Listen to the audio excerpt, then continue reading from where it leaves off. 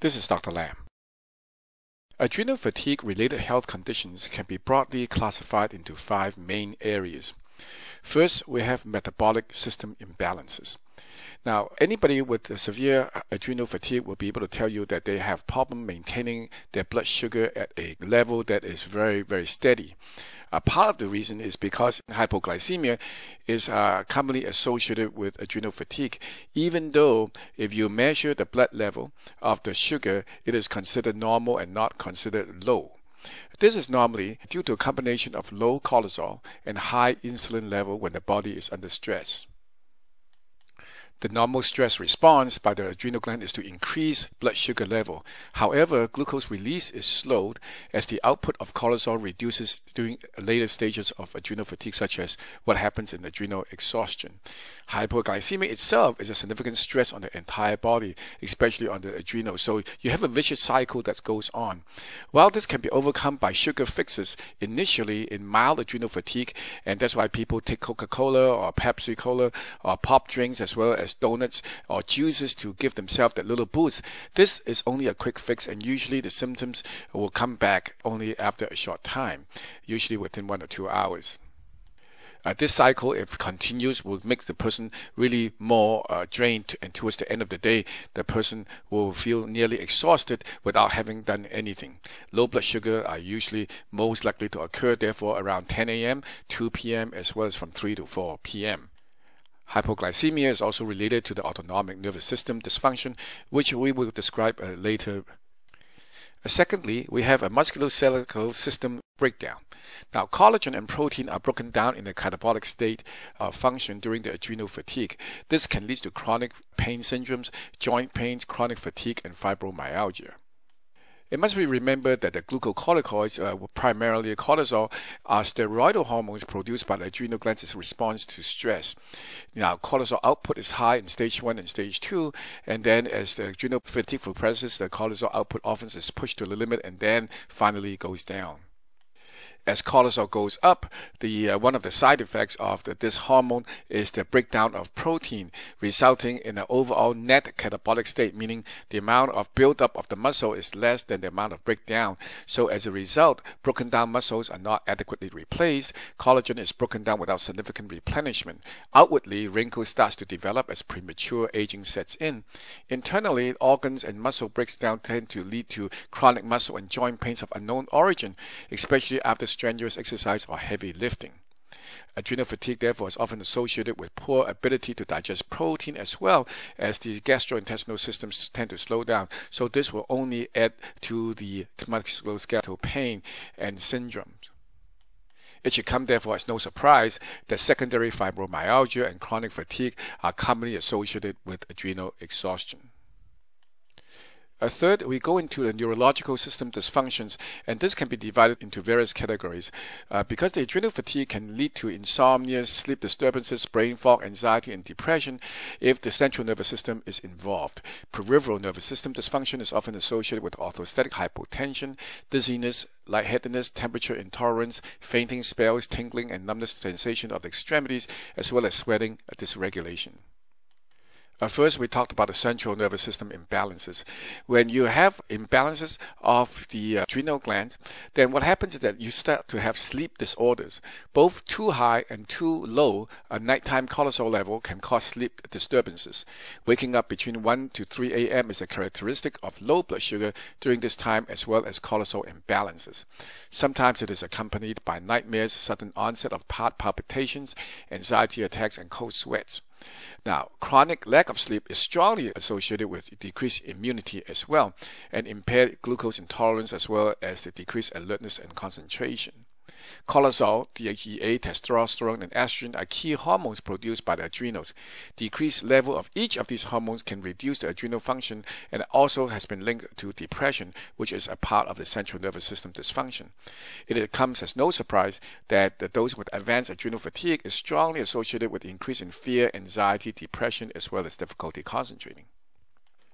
A lot of people also complain of brain fog, which is a mental state where the memory becomes clouded or unclear. The exact physiology is not very clear, but it's postulated that excessive metabolite buildup in the brain over time due to poor clearance is a major factor. Now, it brings up a point that many people try to do detoxification to get themselves better from adrenal fatigue, but improper detoxification can make the body worse and make brain fog more decompensated. And it also can even trigger a detoxification reaction if not done carefully. The peripheral nervous system imbalances is quite significant.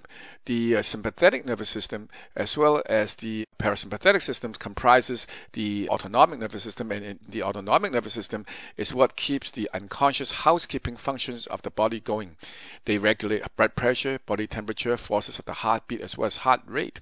A combination of a sympathetic overtone, which is oftentimes happen during adrenal fatigue, is what's responsible for many of the common symptoms including heart palpitations, blood pressure irregularity, as well as sweating. Oftentimes, the sympathetic nervous system is activated because the body feels that it's in a danger state and therefore activate the autonomic nervous system to compensate and as an emergency measure.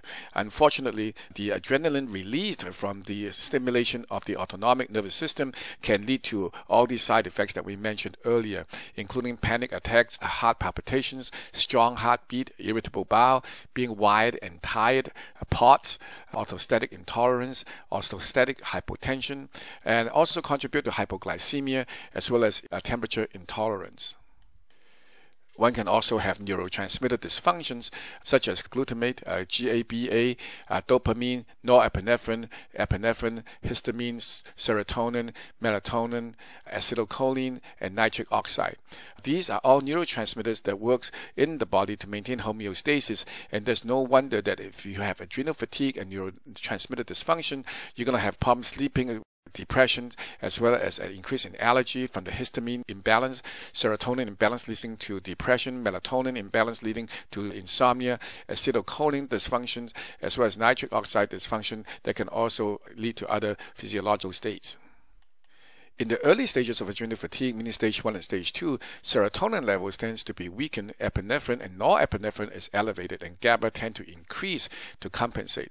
As the adrenal fatigue progresses, the cortisol output will start to fall, thyroid binding globulin tend to rise, leading to reduce in the T4 and T3 with a corresponding rise in TSH. DHEA increase in the body is put on overdrive. Serotonin falls as the dopamine and norepinephrine continue to rise as the sympathetic nervous system is activated. Number 4, we have hormonal system imbalances and overload, and this can be divided into several categories. The first category being adrenaline and norepinephrine overload and reactive sympathoadrenal response. A rise in the absolute level of adrenaline in the body leads to an increase in heart rate, increase in blood sugar, respiration, reduce in serum potassium, as well as constriction of blood vessels. Unfortunately, in people suffering from adrenal exhaustion, the excessive activation of the sympathetic nervous system leads to a massive amount of adrenaline and noradrenaline being released, and that can remain in circulation for a long period of time. In layman's terms, the body's internal thermostat appears to be malfunctioning, and the body goes through wild metabolic and hormonal internal gyrations like a roller coaster with a lot of adrenaline flooding the system. Laboratory studies, unfortunately, continue to be subclinical. Unless a clinician is alert, this reactive state is often missed. You can also have estrogen and progesterone imbalances leading to a continuum of estrogen dominance such as PMS, endometriosis, PCOS, fibrocystic breast disease, breast cancer, as well as irregular menstrual cycles. Hormone imbalances can also include thyroid imbalances, which are very, very common. As you can see, adrenal fatigue is commonly associated with secondary hypothyroidism, where the thyroid laboratory test may be normal, but the person is clinically subfunctioning in terms of high thyroid and can be considered hypothyroid. There can also be a cortical hormone imbalances such as aldosterone imbalances leading to irregular blood pressure as well as salt and fluid retention problems. Lastly, there could be androgen imbalances, including masculinization effects from testosterone with symptoms such as seborrhea, dermatitis, acne, hirsutism, as well as velvety light brown to black markings, usually on the neck. In men, the low libido is often associated. Finally, we have immune system dysfunctions with symptoms such as allergies. The weaker adrenal, the stronger the effects of allergens because of the histamine release, and the less the cortisol is being secreted. Therefore, you have less anti-inflammatory response. Number two, you also have autoimmune disease that becomes more prevalent, such as Hashimoto's disease, as well as rheumatoid arthritis, because of the cortisol effect. Thirdly, infection can be more prominent, and people can have recurrent infections for no reasons, it seems. In summary, metabolic, musculoskeletal, neurological, hormonal, as well as immune system dysfunction can all be independent, or they can be associated with adrenal fatigue. If you have any of these symptoms and has failed to get better, and conventional medicine has failed to give you any insight, you may want to consider them as part of the overall adrenal fatigue picture. I hope this presentation has been helpful to you to understand how adrenal fatigue is related to many health conditions. This complete article can be viewed in my public educational website, drlam.com. That's www.drlam.com. Look for the article called Adrenal Fatigue Related Health Conditions. If after reading you have some questions, feel free to write to me from the website, or if you need personalized attention, you can call my office.